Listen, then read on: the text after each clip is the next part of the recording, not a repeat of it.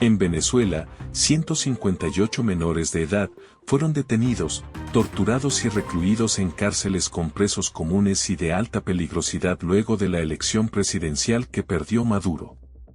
Los recientes testimonios de las madres de los 158 adolescentes que fueron detenidos, torturados y recluidos en cárceles con presos comunes y de alta peligrosidad en Venezuela entre el 29 de julio y el 6 de agosto del 2024 luego de la elección presidencial que perdió Maduro, ha roto las barreras del miedo y ha develado una vez más las más increíbles torturas de un régimen que es investigado por crímenes de lesa humanidad en la Corte Penal Internacional.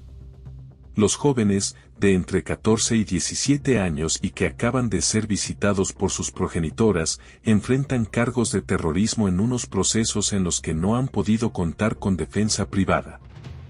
Estos jóvenes han sido sometidos a las más sádicas y horrendas torturas, perdieron piezas dentales y les pusieron electricidad, además de continuos abusos sexuales. Estos no son casos aislados. Se trata de un plan coordinado y sistemático para atacar a la población civil venezolana, para neutralizar y aniquilar a cualquier persona percibida como opositora al régimen y para sembrar el terror a través del sufrimiento de los niños. Las madres de estos jóvenes ya sin nada que perder, y a 2 meses de que sus muchachos son sometidos casi a diario a la crueldad y el sadismo, decidieron hablar y contarle al mundo apenas una parte de lo que están viviendo estos chamos.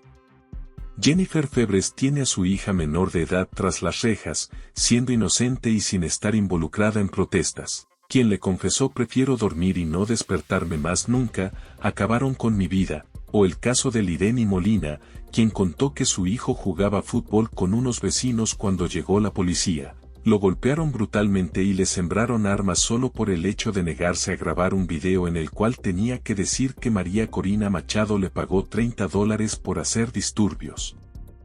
Hay otros testimonios más desgarradores como la madre de un joven, que prefirió el anonimato y que aparece reseñado en el medio digital Efecto Cocuyo, que contó que su hijo se enteró que ella estaba fuera del recinto carcelario le gritaba, «Mamá, te amo pero ya no aguanto más.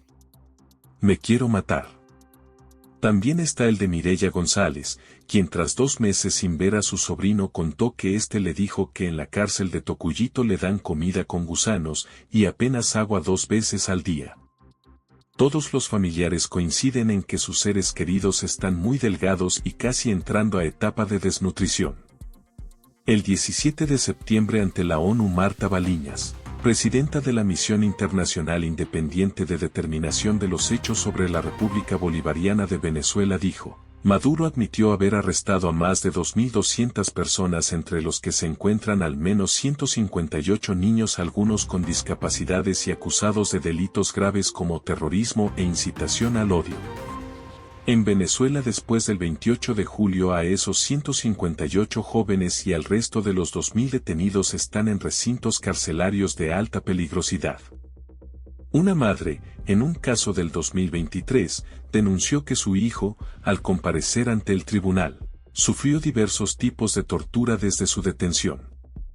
Describió cómo los agentes de la Policía Nacional Bolivariana lo golpearon repetidamente en las piernas, glúteos y la espalda con un bate cubierto de fundas para evitar dejar marcas visibles.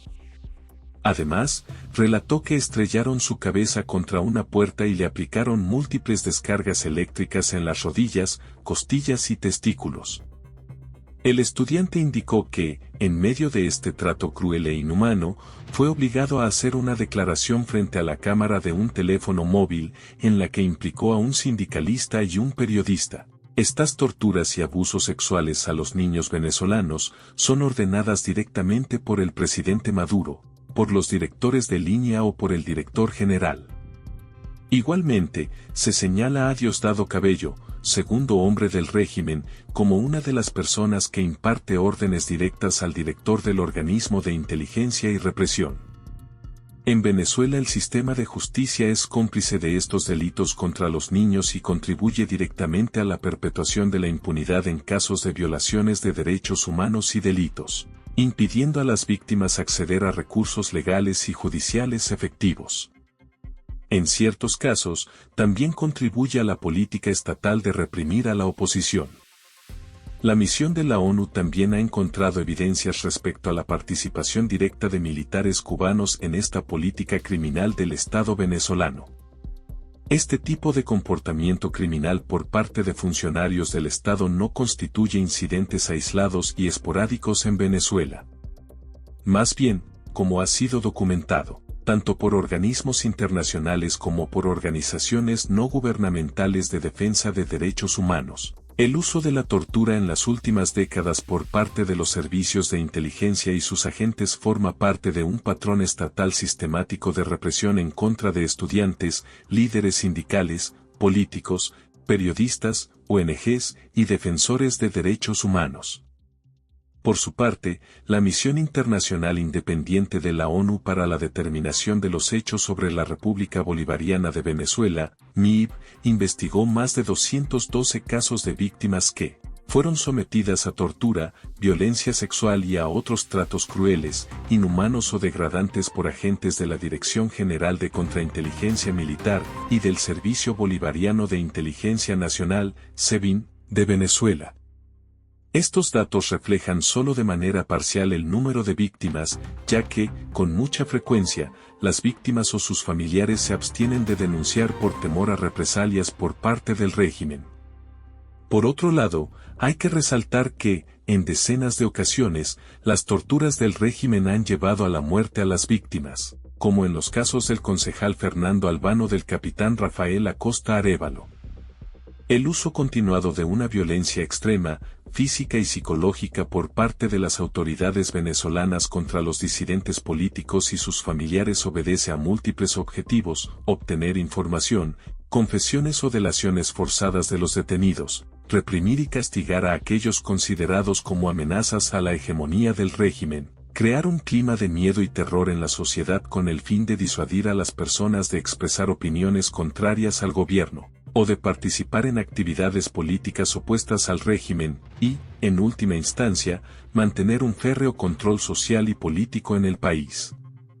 Según análisis de expertos en psicología política y clínicos, tanto Nicolás Maduro como Diosdado Cabello y sus otros cómplices muestran rasgos que sugieren una combinación de varios trastornos de la personalidad, un tipo de narcisismo que combina rasgos de grandiosidad, paranoia y sadismo, y es común en líderes autoritarios.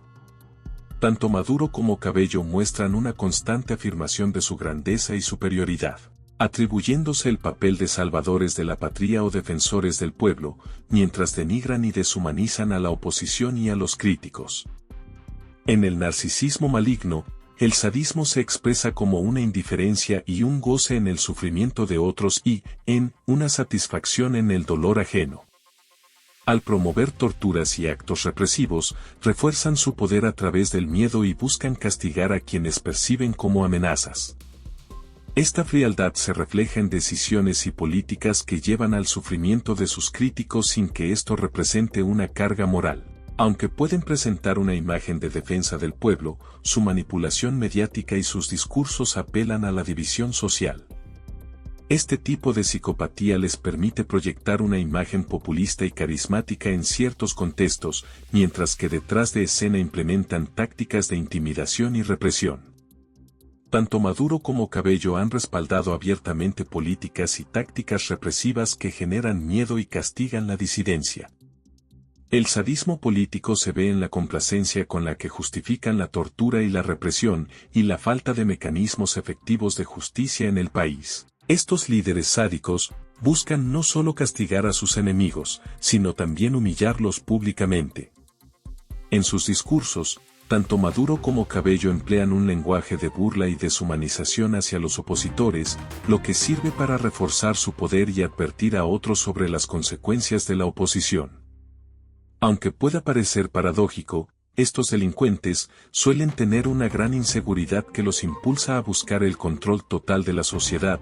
Su inseguridad los impulsa a reprimir a cualquier opositor o crítica, considerando incluso a voces moderadas como amenazas a su autoridad.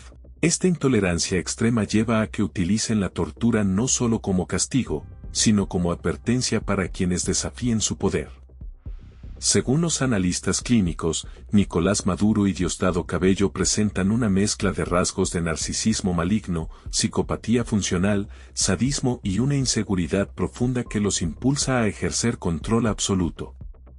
Estos rasgos contribuyen a que el régimen adopte tácticas de tortura, represión y humillación pública para mantener su autoridad y atemorizar a la población.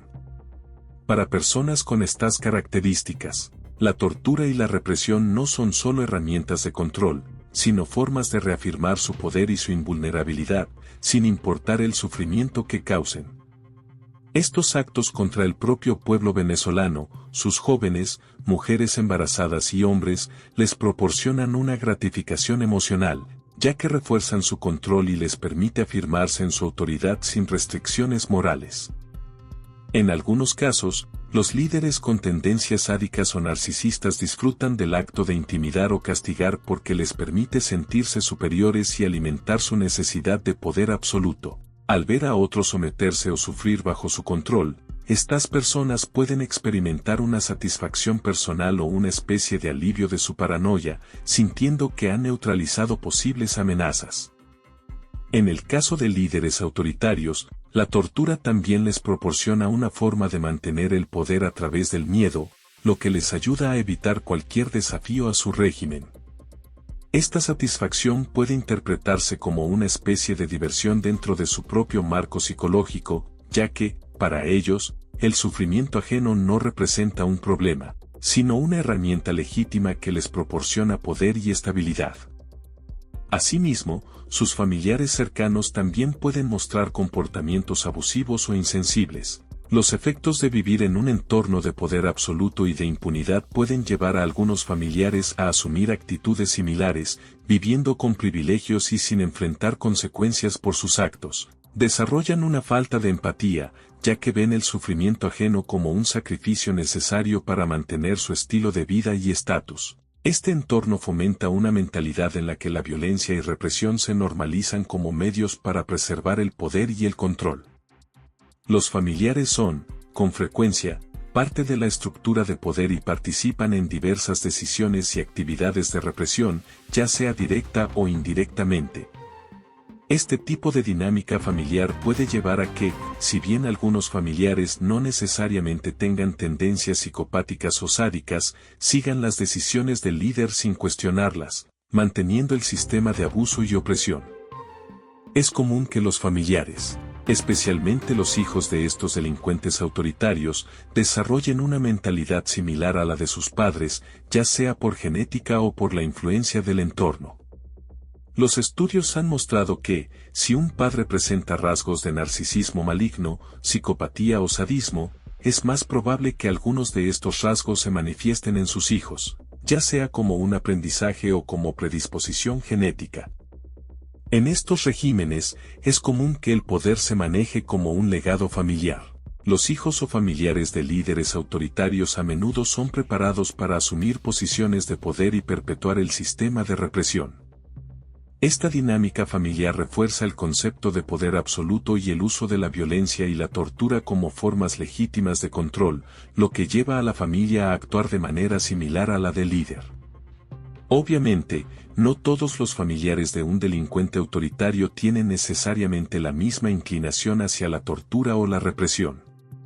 Sin embargo, el entorno, la lealtad familiar y los beneficios de la impunidad y el poder pueden moldear sus conductas y actitudes, llevándolos a justificar, tolerar o incluso participar en los actos de opresión y abuso.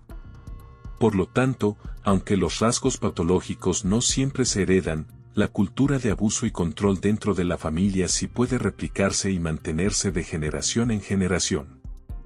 La tortura sistemática y continuada contra la disidencia política en Venezuela constituye una evidencia contundente de hasta dónde está dispuesto a llegar el régimen de Nicolás Maduro para mantenerse en el poder.